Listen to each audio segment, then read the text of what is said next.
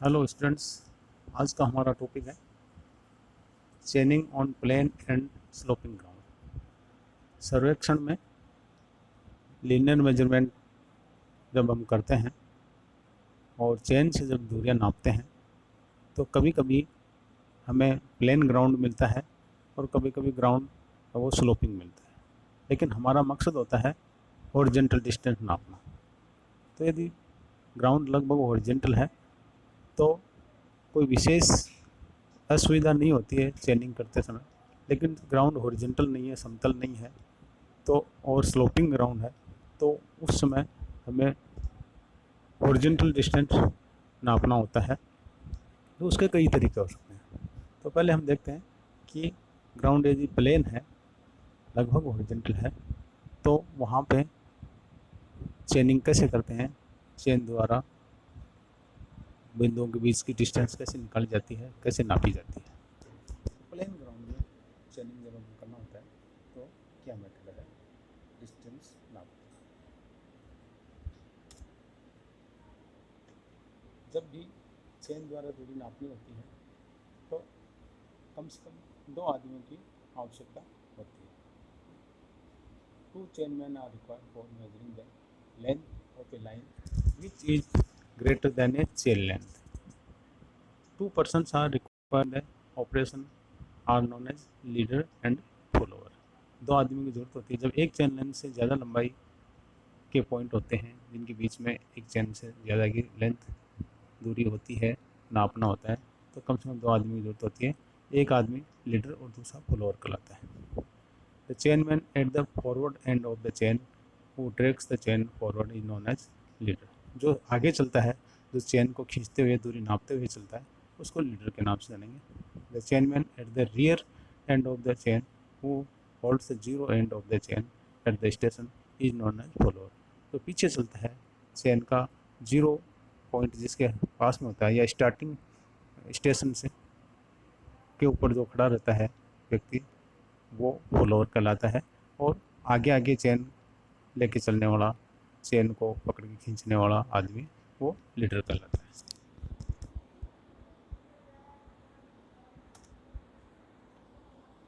To measure the length of the line, the leader moves forward by dragging the chain and taking with him ranging rod and 10 arrow.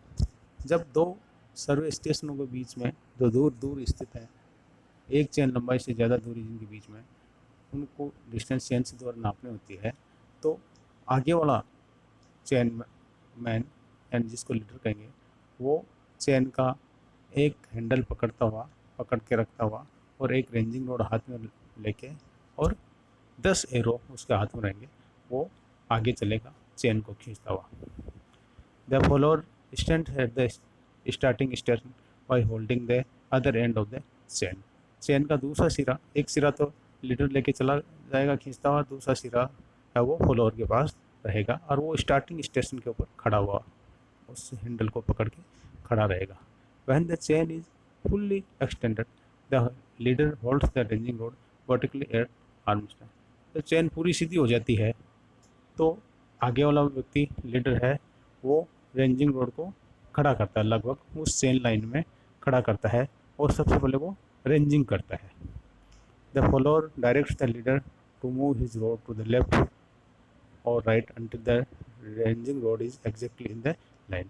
तो एक ranging road तो follower के पास है starting station पे, एक ranging road आखिरी station पर लगी हुई है और एक रेंजिंग रोड है वो लीडर के पास है।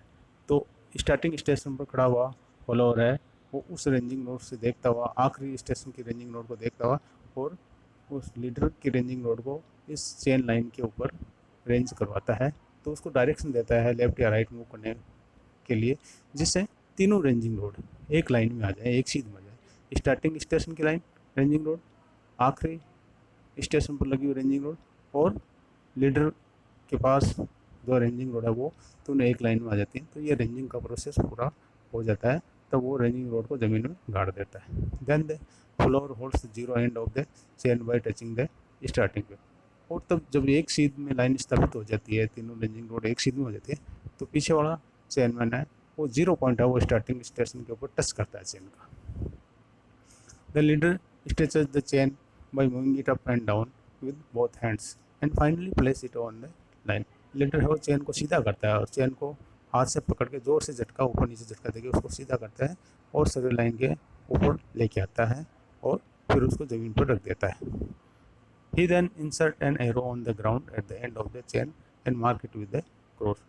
और जब चेन सीधी हो जाती है तो एक एरो चेन के हैंडल के बाहर की तरफ वो ग्राउंड में गाड़ देता है और वहाँ एक क्रॉस का निशान भी ग्राउंड में लगा देता है. इसके बाद again the leader move forward bye dragging the chain with 9 arrows. अब एक एरो तो वो लगा देता है लीडर और वो रेंजिंग रोड को साथ में लेता हुआ और चेन का हत्था हाथ में पकड़ के और उसको खींचता हुआ आगे चलता है. At the end of the chain he fixed another arrow as before. As the leader moves further, the follower picks the arrow which were inserted by the leader. During the chaining, the surveyor or an assistant should conduct the ranging operation. इस तरह जब वो chain को सीधी कर देता है तो दोबारा वही प्रोसेस उसको करना होता है रेंजिंग रोड लगा के. और तो फॉलोअर ने रेंजिंग रोड उसकी जो रेंजिंग रोड है वो फॉलोअर आगे लेके उसका जो एरो है वो फॉलोअर आगे लेके आ जाता है और वो रेंजिंग करता हुआ चलता रहता है. In this way chaining is continue when all the arrows are inserted the leader has none left with him the follower hands over the leader. तो इस तरह से आगे चेनिंग करते करते दूरी नापते जाते हैं और सब एरो जो ज़मीन में गाड़ देता है लीडर और वो फॉलोअर एक एरो को इकट्ठा करता हुआ लाता है.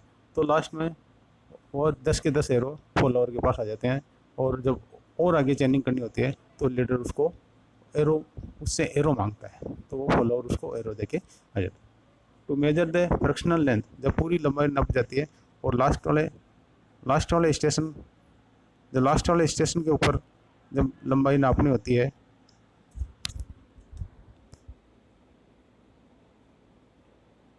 तो जब एक चेन लंबाई से कम होती है दोस्तों तो लीडर है वो चेन को आगे तक खींचता है, लास्ट वाले स्टेशन से आगे तक खींचता है उसको. और जो पार्ट्स की लंबाई होती है वो लिंक को गिन के और उसकी लिंक को गिन के और लंबाई पूरी नाप के और टोटल चेन लेंथ की लंबाई नापी जाती है. आगे डायग्राम में बताया हुआ है कि जब प्लेन ग्राउंड के ऊपर चेनिंग करनी होती है, दूरी नापनी होती है, तो इस तरह फर्स्ट स्टेशन ए के ऊपर रेंजिंग रोड लगी है, लास्ट स्टेशन बी पे रेंजिंग रोड लगी है और ए के ऊपर फॉलोअर है वो चेन का एक हैंडल पकड़ के खड़ा होता है और लीडर है वो चेन को खींचता हुआ A1 की तरफ आता है. और जब एक चेन लंबाई लगभग पूरी हो जाती है तो A1 को रेंजिंग रोड खड़ी करता है और जो ए के ऊपर खड़ा हुआ है फॉलोअर वो ए के ऊपर खड़ी रेंजिंग रोड को देखता है, बी के रेंजिंग रोड को देखता है और A1 के पास जो रेंजिंग रोड है उसको ए बी को मिलाने लाइन के ऊपर सीधी लाइन में रखवाता है और इस तरह वो रेंजिंग करता है तो वो चेन को सीधा करके A1 पे चेन के हैंडल के ऊपर एक एरो लगा देता है. इस तरह एक चेन लंबाई पूरी हो जाती है. इसके बाद लीडर है वो चेन को खींचता हुआ A2 की तरफ आता है और फॉलोअर जैसे A1 के पास आता है और वहाँ पे एक एरो लगा होता है, उस एरो के पास वो चेन का हैंडल है वो टच करवाता है और A2 के ऊपर लीडर है वो वापस वही प्रोसेस करता है रेंजिंग करने का और रेंजिंग करने के बाद दूरी नापता वो आगे चलता है. इस तरह वो B तक पहुँच जाता है. तो प्लेन ग्राउंड को चेनिंग करने का यह तरीका अपनाया जाता है. अब आगे बात करते हैं कि जब ग्राउंड प्लेन नहीं है, ग्राउंड स्लोपिंग है, तो किस तरह से चेनिंग करते हैं, चेन द्वारा लंबाई कैसे नापते हैं. इसके दो तरीके हो सकते हैं. हमारा ऑब्जेक्ट होता है प्लेन ग्राउंड के ऊपर हॉरिजॉन्टल डिस्टेंस नापने का या स्लोपिंग ग्राउंड के ऊपर हॉरिजॉन्टल डिस्टेंस. कोई भी नक्शा बनाया जाता है, कोई प्लान बनाया जाता है तो उसमें ऑब्जेक्ट के बीच में जो डिस्टेंस है वो हॉरिजॉन्टल डिस्टेंस दिखाई जाती है, स्लोप डिस्टेंस नहीं दिखाई. तो यदि हम स्लोपिंग डिस्टेंस नापते भी हैं तो भी उस स्लोपिंग डिस्टेंस को हॉरिजॉन्टल डिस्टेंस में कन्वर्ट करके प्लान में दिखाते हैं. The object of the survey is to prepare a plan और a map. In the plan और a map the distance plotted between any 2 points is always a straight line. Even if the chaining is done on a sloping ground, the sloping distance is converted into horizontal equivalent distance while floating. कहने का मतलब कि जब भी plan में या map में distance दिखाते हैं ऑब्जेक्ट के बीच तो वो हॉरिजॉन्टल डिस्टेंस में भले ही वो ग्राउंड पे हमने स्लोपिंग डिस्टेंस नापी है तो भी उसको हॉरिजॉन्टल में कन्वर्ट करके ही ऑब्जेक्ट के बीच की डिस्टेंस दिखाते हैं. There are two methods of finding out horizontal distance while a sloping ground. Sloping ground के ऊपर हॉरिजॉन्टल डिस्टेंस नापने के दो मेथड हो सकते हैं, डायरेक्ट मेथड और इनडायरेक्ट मेथड।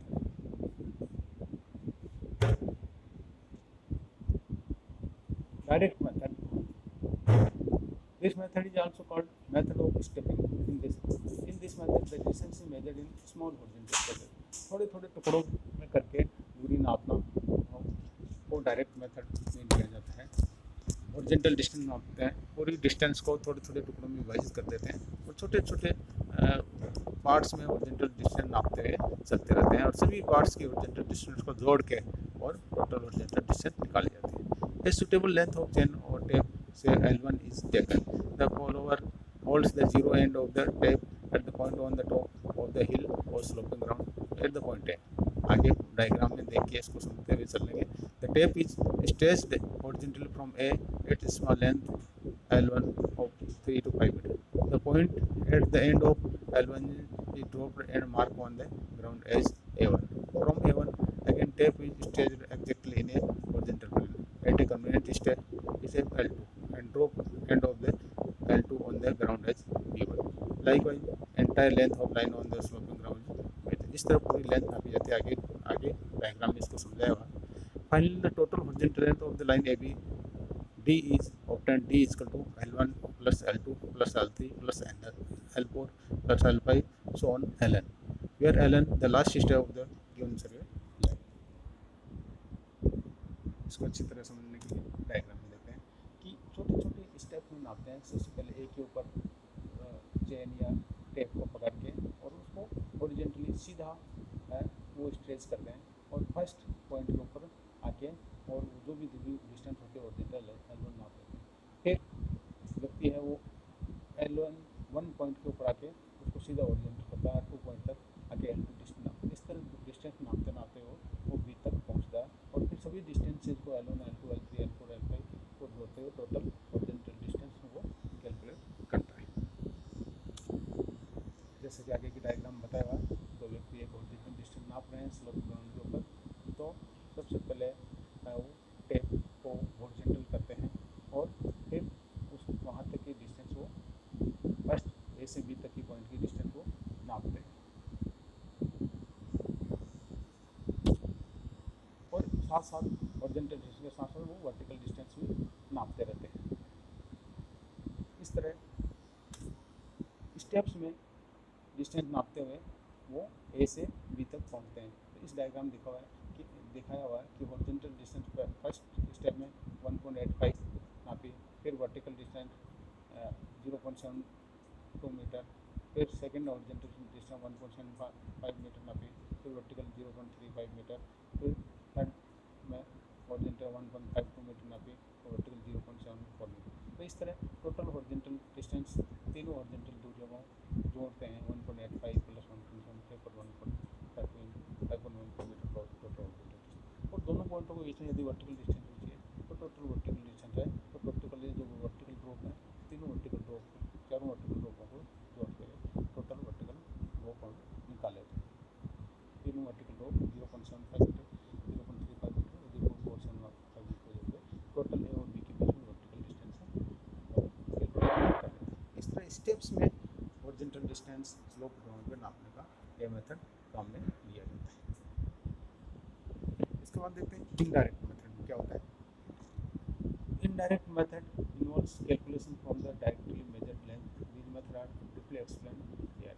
इसमें डायरेक्ट स्लोपिंग डिस्टेंस मेजर की जाती है और फिर उस स्लोपिंग डिस्टेंस को हॉरिजॉन्टल डिस्टेंस में कन्वर्ट किया जाता है। इसके दो तीन मेथड है। फर्स्ट मेथड एंगल मेजरमेंट करके horizontal distance of the segment is calculated by knowing sloping length of the segment and angle inclination of the sloping distance नाप लेते हैं और वो स्लोप ग्राउंड है वो हॉरिजॉन्टल के साथ कितना एंगल बनाता है वो एंगल नाप के और उसके बाद हॉरिजॉन्टल डिस्टेंस कैलकुलेट करते हैं। The angle of the sloping surface with horizontal can be measured with the help of A clinometer. एक एंगल मेजरमेंट का इंस्ट्रूमेंट है, सिंपल में इंस्ट्रूमेंट है। उसकी सहायता से ग्राउंड का हॉरिजॉन्टल के साथ स्लोप ग्राउंड का हॉरिजॉन्टल के साथ जो भी एंगल होता है वो मेजर किया जाता है। एक clinometer in its simplest form essential consist of clinometer में लगभग सिंपलेस्ट फॉर्म में तीन चीज़ें उसमें होती हैं। A line of sight, a graduated arc और a light plumb bob with a long thread suspended at the centre. ये तीन सिंपल पार्ट्स क्लिनोमीटर में होते हैं और इसके द्वारा जो दूरी डिस्टेंस नापी जाती है वो d1 plus d2 plus dn होती है। और वहाँ जहाँ d है वो l cos थीटा या d1 है वो l1 cos थीटा 1 है। यहाँ पे theta angle of surface sloping surface with horizontal और l है स्लोपिंग लेंथ। इस तरह इसको पार्ट्स में भी नापना होता है। तो इस तरह पार्ट्स में स्लोप नाप के d1 और l1 और थीटा 1, सेकेंड पार्ट में d2 l2 थीटा 1। तो फील्ड में l1 स्लोप डिस्टेंस नाप लेते हैं और थीटा 1 नापने क्लिनोमीटर से और d1 और कैलकुलेशन से निकाल लेते हैं। और इसी तरह l2 स्लोप डिस्टेंस ग्राउंड पे नाप लेते हैं चेन या टेप द्वारा और थीटा 2 क्लिनोमीटर नाप लेते हैं और फिर फॉर्मूला द्वारा d2 निकाल लेते हैं। इसमें d1 d2 d3 सब हॉरिजॉन्टल डिस्टेंस कैलकुलेट करके और टोटल हॉरिजॉन्टल डिस्टेंस है वो कैलकुलेट कर ली जाती है। इस डायग्राम में बताया हुआ है कि किस तरह क्लिनोमीटर से वो स्लोप ग्राउंड का एंगल नापा जाता है। नेक्स्ट डायग्राम में क्लिनोमीटर की बनावट बताई हुई है और किस तरह इसे स्लोप डिस्टेंस पे रख के किस तरह हम इससे स्लोप सरफेस का एंगल नापा जाता है। सिंपली ये इसमें तीन भाग होते हैं। एक तो इसका डायल होता है, दूसरा इसमें एक स्ट्रिंग धागे के साथ एक लंबों लटका होता है और इस ये जब ये हॉरिजॉन्टल होता है तो ये प्लम्बो बिल्कुल इसके जीरो पोर्शन के ऊपर लटका रहता है धागे का। तो जिस ग्राउंड का स्लोप नापना हो उस ग्राउंड के पैरेलल इसकी सरफेस को करते हैं हॉरिजॉन्टल सरफेस को, तो ये धागा है वो जीरो पॉइंट से हटता है। तो जितना जीरो पॉइंट से हटता है वो एंगल है वो स्लोप डिसेंट का एंगल ही अपने को इंडिकेट करता है। इस तरह क्लिनोमीटर से स्लोप ग्राउंड का एंगल है हॉरिजॉन्टल का वो मेजर किया जाता है।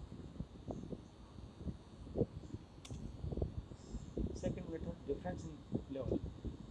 इसमें जो ग्राउंड है उसका लेवल डिफरेंस मेजर किया जाता है और लेवल डिफरेंस मेजर करके और फिर वो हॉरिजॉन्टल डिस्टेंस कैलकुलेट किया।